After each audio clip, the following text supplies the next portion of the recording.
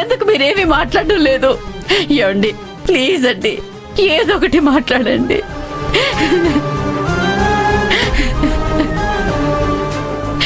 ఇదిగో కావాలంటే కొట్టండి, నన్ను కొట్టండి, తిట్టండి, ఏదో ఒకటి మాట్లాడండి.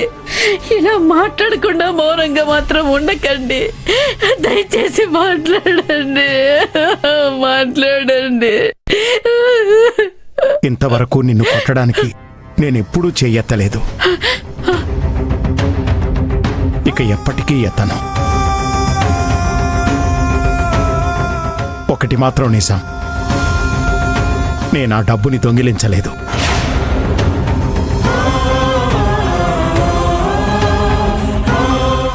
అయ్యో అయ్యో అయ్యో, ఏమిటండి మళ్ళీ మళ్ళీ అదే మాట్లాడుతున్నారు? నాకు తెలుసండి, నాకు తెలుసు మీరు తీసుకోలేదని, కానీ నా మాటలకి మీరు చాలా బాధపడ్డారు. నేను చెప్పడం ఇంకా పూర్తవలేదు భద్రావతి. ఒకరు ఏదైనా విషయం చెప్పాలనుకుంటే అది పూర్తిగా విను.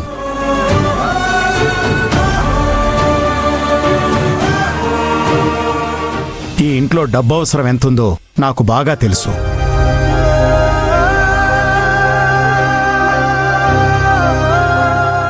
ఒక్క పైసా కూడా ఎంత ముఖ్యమో తెలుసు. ఒకానొక టైంలో ఈ ఇంట్లో వాళ్ల కోసం, ఈ ఇంటి కోసం పనిచేశాను.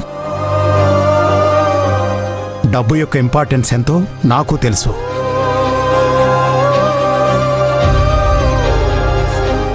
₹25,000 కష్టపడి సేవ్ చేసిన డబ్బు ఎలా పోయిందని బాధపడుతూ కూర్చోవడం కంటే ఆ 25,000 ఉంటే ఎంత హెల్ప్ అయ్యేది అని ఆలోచిస్తున్నాను. ఈ ఇంట్లో మనిషి కంటే డబ్బే ముఖ్యమైపోయింది. కాదు, ఇంట్లో అంత కఠినమైన పరిస్థితి చోటు చేసుకున్నాక నన్ను ఈ ఇంట్లో ఎలా ఉండమంటావు?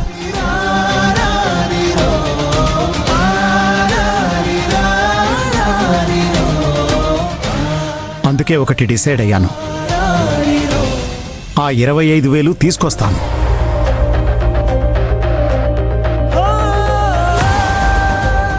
కానీ అది నీ దగ్గర దొంగిలించింది మాత్రం కాదు. నా మీద అపవాదు పడకూడదని ఇస్తున్నాను. ఏమండి, ఏమండి, ఏమండి, ఆగండి, ఏమండి, నా మాట వినండి, ఏమండి. మీ నాన్న ఎంత బాధగా ఎప్పుడూ మాట్లాడలేదు. ఆయన తప్పు చేయకపోయినా ఆయన నేను అనుమానించేలా నువ్వే చేశావు.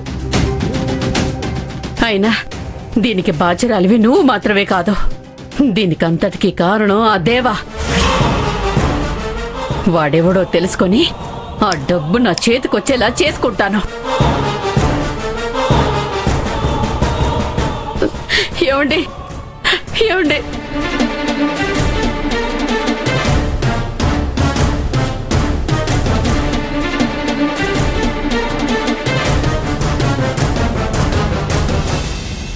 ఏమండి, అయ్యో అప్పుడే పడుకున్నారా? ఇప్పుడే కదా గదిలోకి వచ్చారు. మెలకుతోనే ఉన్నారా? ఇప్పుడే కదా వచ్చారు, అప్పుడే ఇలా నిద్రపోయారు అనుకున్నాను. అన్నట్టు మీతో ఒక విషయం చెప్పాలండి.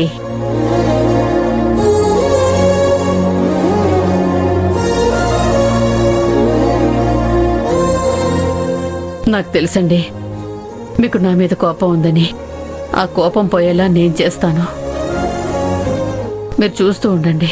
రేపటి నుంచి మీరు వేరే భద్రావతిని చూడబోతున్నారు. ఇక నుంచి మిమ్మల్ని బాగా చూసుకుంటాను, మంచిదనిలా ఉంటాను. నా నుండి మీరేం కోరుకుంటున్నారో అలాగే ఉంటాను. అంతేకాదు, మన పెద్ద కొడుకు హరి ఇంటికి వచ్చేలా చేసి వీలైనంత తొందరలో మీరు హ్యాపీగా ఉండేలా చేస్తాను.